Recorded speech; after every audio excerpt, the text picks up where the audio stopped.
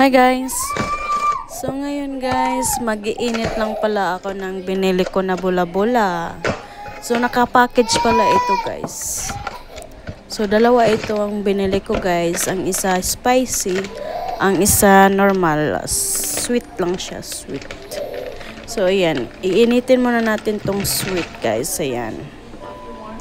So may sauce pala ito guys. So, ilagay na natin tong sauce dito sa bowl. Top ng bola-bola natin. Chicken bola-bola pala ito, guys. Ayan. Tapos, halo-haloin lang natin to. Bago natin ilagay sa microwave. Ilagay ko pala ito sa microwave for 6 minutes. Para mainit talaga. Kasi naka-frozen kasi ito.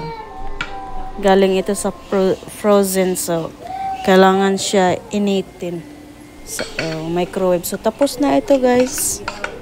Ilagay muna natin ito sa plato para mabilis lalamig. Ayan.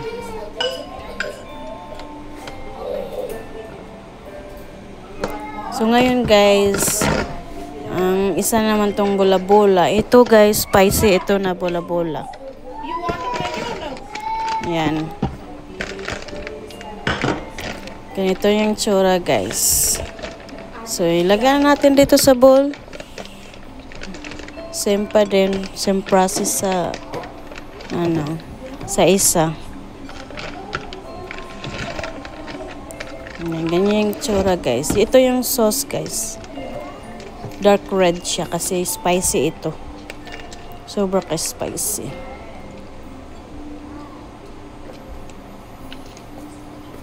Ayan lang guys. Ayan, i-squeeze mo lang dyan.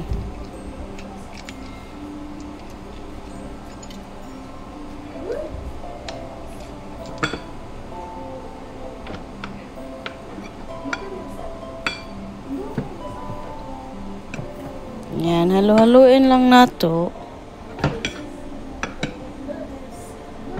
Para magkaroon din ng lasa yung ibang chicken. Chicken bola-bola. So, takpan muna natin dyan. Para hindi magtalsik sa microwave. Ayan. Ganyan lang siya, guys. Same din, 6 minutes. So, tapos na ito, guys. Tanggalin na natin. Tapos, ilagay natin sa plato din. Para hindi masyado mainit pagkainin na natin. Kasi, ayan. Ayan, tikman na natin guys. Itong spicy. Hindi ito nakayanan guys. Sobrang init. Nalagay ko kasi sa bibig ko. Ayan.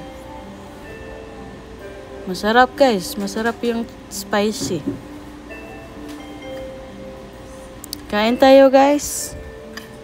Try nyo to guys. Di ko alam kung available ba ito sa ibang country. Kasi dito sa Canada, maraming mga frozen foods dito. So, try natin tong isa, yung sweet. Ito sweet lang to. Sweet. Matamis. Ayan. Yung itsura guys Masarap din siya guys. Ganitohin nyo lang sir guys. Thank you for watching. Bye-bye.